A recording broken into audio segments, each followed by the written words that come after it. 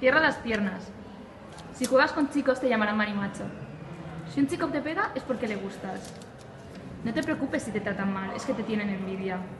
Las niñas sois más listas, ellos siempre juegan mientras que vosotras estudiáis. Los videojuegos son de chicos y las cocinitas son de niñas. Rugby no, mejor ballet. ¿Tienes novio ya? ¿No tienes novio aún?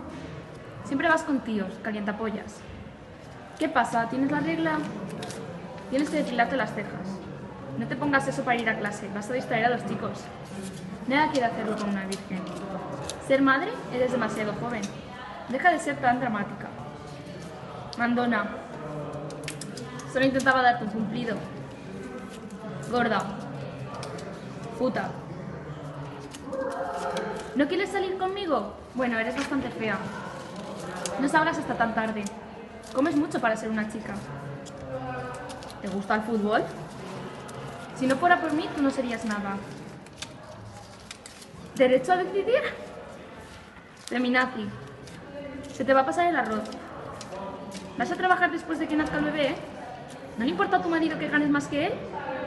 Te debes aburrir mucho en casa tan sola.